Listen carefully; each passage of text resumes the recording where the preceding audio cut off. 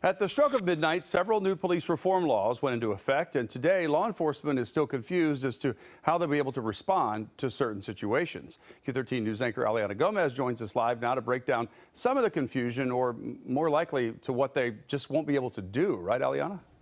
Right, David, and there is some confusion about responding to mental health or behavioral health calls, and they're trying to kind of sort through that. Law enforcement agencies are still trying to, of course, grasp how these new police reform laws will impact how they respond to calls and how they serve the community. Now, those who back the bills said the goal is to improve policing in Washington, reduce the use of deadly force, and ensure there are thorough investigations into deadly encounters.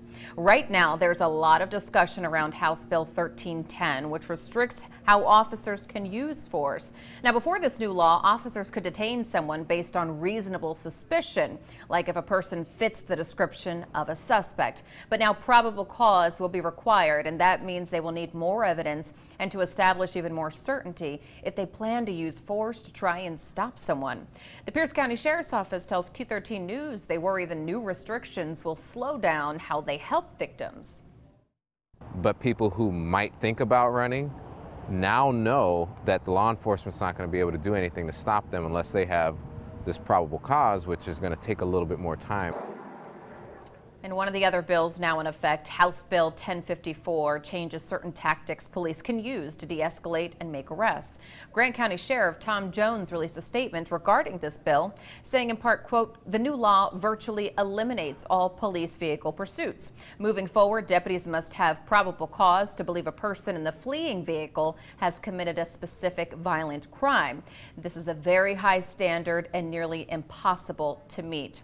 The bills include a ban on the police use of chokeholds and neck restraints. It also creates an independent office to review the use of deadly force by police and requires officers to step in if a fellow officer uses excessive force. And those bills are also make it easier for families to sue police departments over deadly force encounters. I can also tell you that the Grant County Sheriff's Office says in preparation of these new laws that are now in effect, that their office is going to be undergoing and their officers will be undergoing mandatory training moving forward.